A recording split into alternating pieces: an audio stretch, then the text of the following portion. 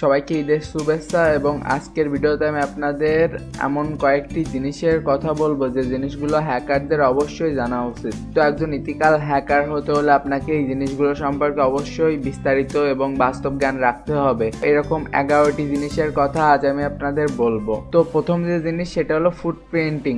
ফুটপ্রিন্টিং বলতে সাধারণত পায়ের ছাপকে বোঝানো হয়। একজন হ্যাকার এই ফুটপ্রিন্টিংটাকে ফলো করে বিভিন্ন প্রকার ইনফরমেশনগুলো কালেক্ট করে। দ্বিতীয় যে জিনিস সেটা হলো স্ক্যানিং এর মাধ্যমে একজন হ্যাকার বিভিন্ন প্রকার আইপি অ্যাড্রেস অথবা বিভিন্ন প্রকার ওয়েবসাইটের বিভিন্ন প্রকার দুর্বলতা এবং বিভিন্ন প্রকার পোর্ট কোনগুলো ওপেন আছে কোনগুলো ওপেন নেই এইগুলো সম্পর্কে ধারণা আনে। তারপরে যে বিষয়টি সেটি হলো ইননাম্বারেশন। এই পদ্ধতিতে একজন ইথিক্যাল হ্যাকার তার টার্গেট ফিক্স করে এবং টার্গেটের বিভিন্ন প্রকার দুর্বলতা যাচাই বাছাই করে। তারপরে যে জিনিসটি সেটি হলো সিস্টেম হ্যাকিং। একজন হ্যাকারের বিভিন্ন প্রকার অপারেটিং সিস্টেম যেমন অ্যান্ড্রয়েড, উইন্ডোজ, ম্যাক, লিনাক্স এই টাইপের যে অপারেটিং সিস্টেমগুলো রয়েছে এদের বিভিন্ন প্রকার দুর্বলতা এবং এগুলো কিভাবে হ্যাক হতে পারে এগুলো সম্পর্কে জানা উচিত। তারপরে যে বিষয়টি সেটা হলো ট্রোজান, অর্থাৎ কিভাবে ট্রোজান হর্স ক্রিয়েট করতে হয়, ট্রোজান হর্সের কাজ কি এবং কিগুলো আপনি কিভাবে ব্যবহার করতে পারেন। তারপরে যে বিষয়টি সেটা হলো ভাইরাস। তো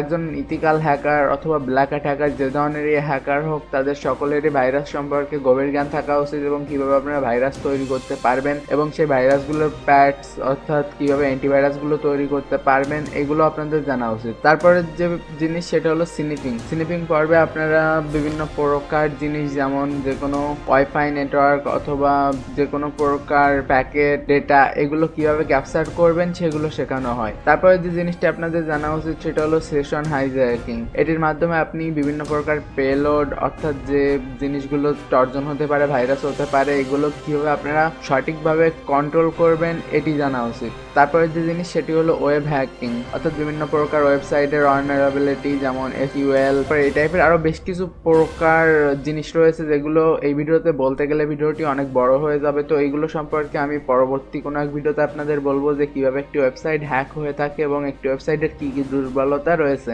তারপরে যে জিনিস সেটা হলো ক্রিপ্টোগ্রাফি অ্যান্ড স্টিগনোগ্রাফি। এই দুটি জিনিস সম্পর্কে আপনাদের গভীরভাবে জ্ঞান থাকা উচিত আমি মনে করি, কারণ ক্রিপ্টোগ্রাফি হলো এরকম একটি প্রক্রিয়া যেটিকে কম্পিউটারি ল্যাঙ্গুয়েজে ডেটা এনক্রিপ্ট এবং ডিক্রিপ্টের কাজে ব্যবহার করা হয়ে থাকে। এবং সর্বশেষ যে জিনিস সেটি হলো ওয়্যারলেস নেটওয়ার্ক হ্যাকিং। এটি ব্যবহার করে বিভিন্ন প্রকার ওয়্যারলেস ডিভাইস যেগুলো তার ছাড়া, ওয়্যারলেস বলতে শুধুমাত্র ওয়াইফাইকে বোঝানো হয় না, ওয়্যারলেস বলতে ব্লুটুথ এমনকি আমাদের ইন্টারনেটকেও বোঝানো হয়, কারণ ইন্টারনেট সবসময় যে তারের মাধ্যমে চলবে এটাও তো জরুরি নয়। ওয়্যারলেস বলতে সমস্ত নেটওয়ার্ক বোঝানো হয় যেটা তার ছাড়া কাজ করে। তো এই নেটওয়ার্কগুলো কিভাবে বিভিন্ন প্রকার হ্যাকিং করতে হয় সেগুলো আপনাদের শেখা উচিত। তো আজকের ভিডিওতে আমি আপনাদের বললাম যে আপনাদের কি কি বিষয়ের উপর বাস্তব জ্ঞান রাখা উচিত। আশা করি আপনারা বুঝতে পেরেছেন। আর আপনি যদি ইথিক্যাল হ্যাকিং শিখতে চান তাহলে আমাদের দুটো হ্যাকিং এর কোর্স রয়েছে। ওই কোর্স দুটায় এই যে সমস্ত জিনিসগুলো আমি বললাম সবগুলো প্র্যাকটিক্যালি আপনাদের শেখানো আছে। তো আপনি কিনতে চাইলে ডিসক্রিপশন চেক করতে পারেন।